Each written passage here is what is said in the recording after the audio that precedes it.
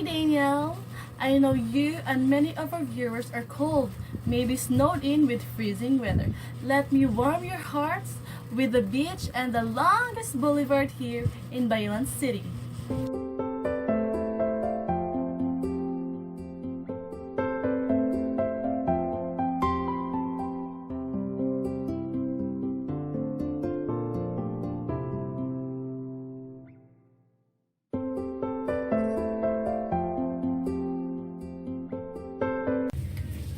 Hi Daniel! Hi guys!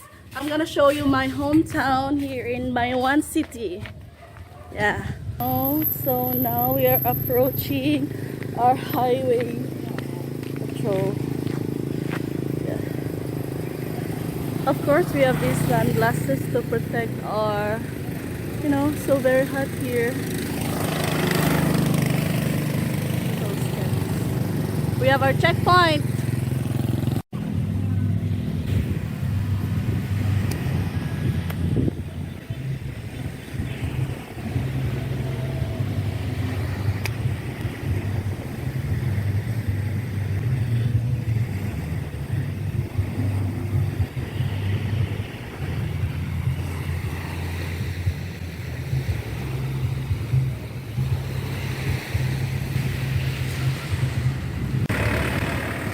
So we're going to the city. I'm gonna show you my hometown. Yeah, this is it. This way is going to Dumaguete City. That way, 100 kilometers from here. And then this one, we're going to the city, Bayuwan City. Of course, we're gonna ride a trike from here, from a house to the city. It's so hot.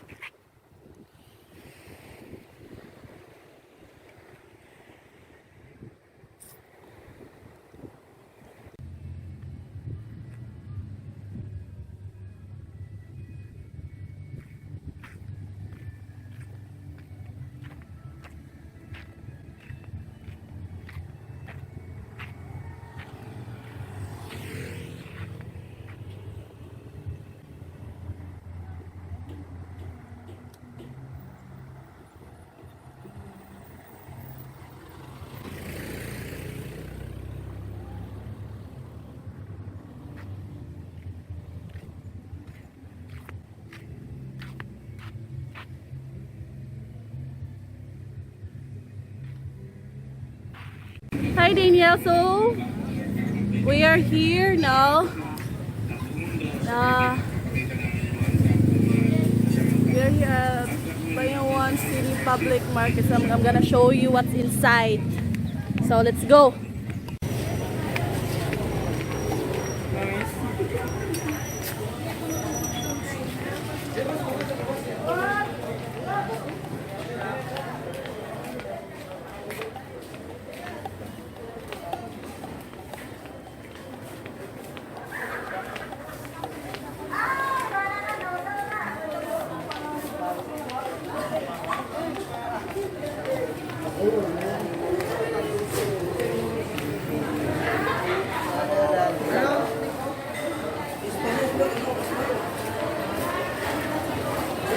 Yeah, that are inside.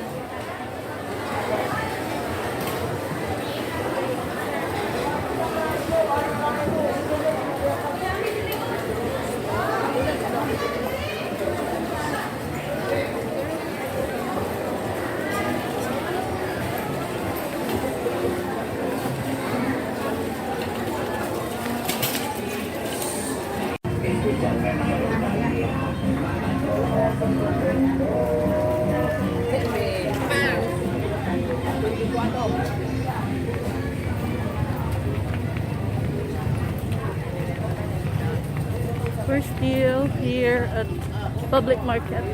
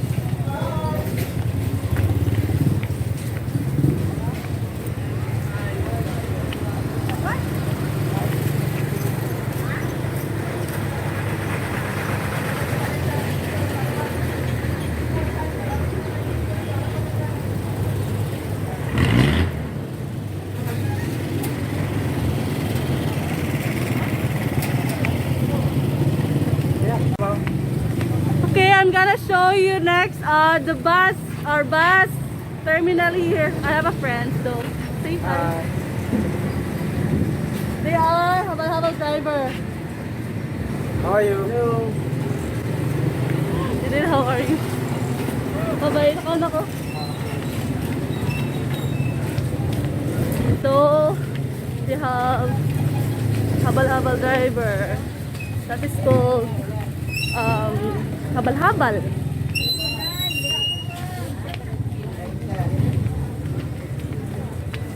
So hot. Of course, we have this sunglasses to protect our eyes from heat. Here we are, our Bayuwan bus terminal.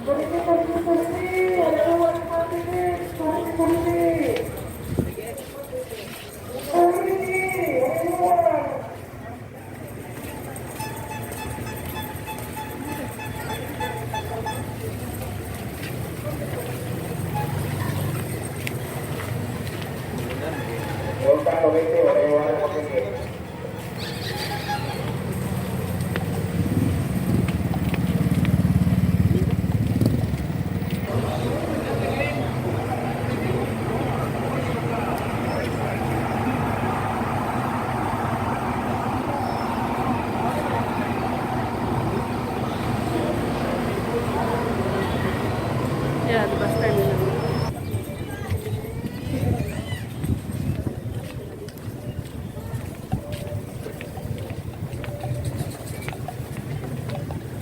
See that? So very hot in outside.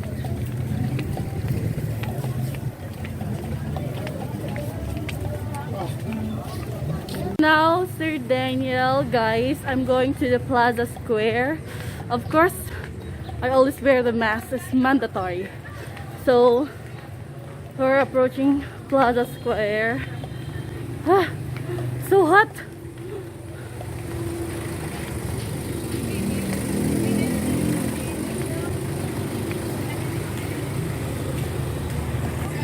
We're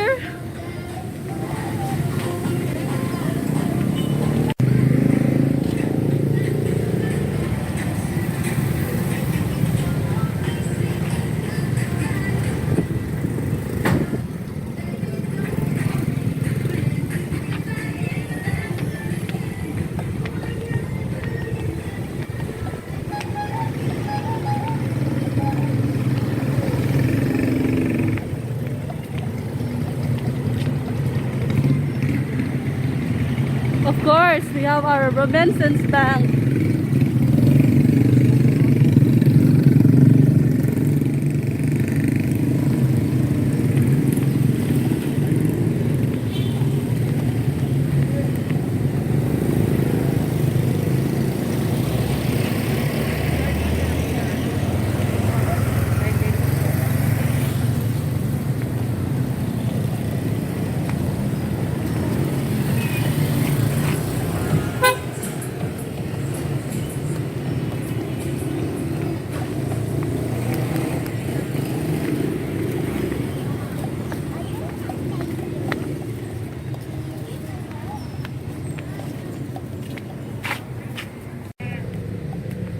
This is it, our Plaza Square, Bayuwan City. Yeah. Of course, we have our pure gold. And then the Bayuwan Academy School over there, the color blue one. And then so many people around it. And then Jose Rizal standing. Yeah, this is the Bayuwan Square. Of course we do. We're gonna go inside, get inside there. Of course, later I'm gonna show you the school.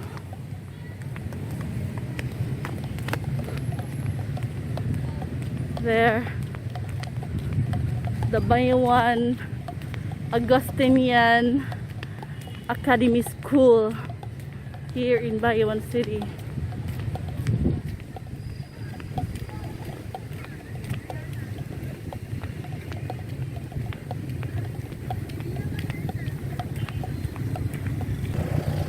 So we're approaching the gate.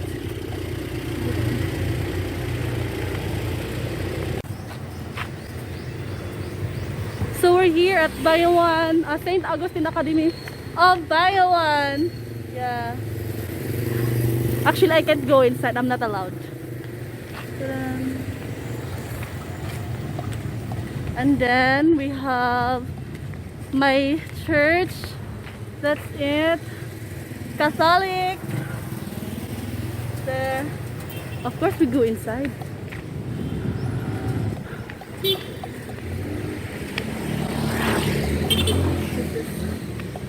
This is how we.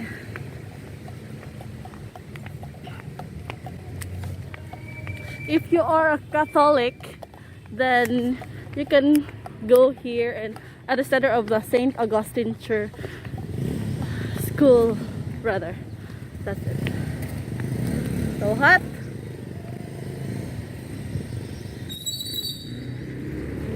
Of course.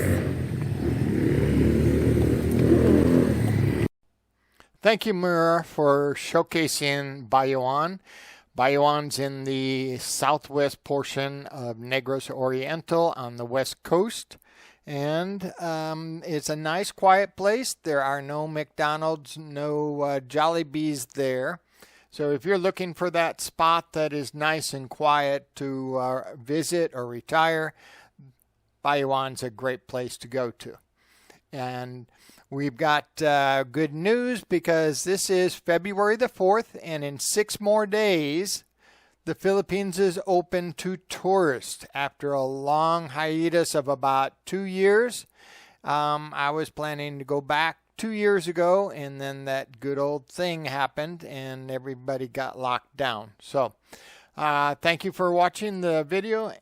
Please subscribe, give me a thumbs up, and thank you, Mura, for showcasing the beautiful city of Bayuwan. And I hope those of you that are going down to the south, Negros Oriental, and that looking for a spot, go visit and see the city and enjoy the sunsets right there. Enjoy the beach. They have beautiful beach there.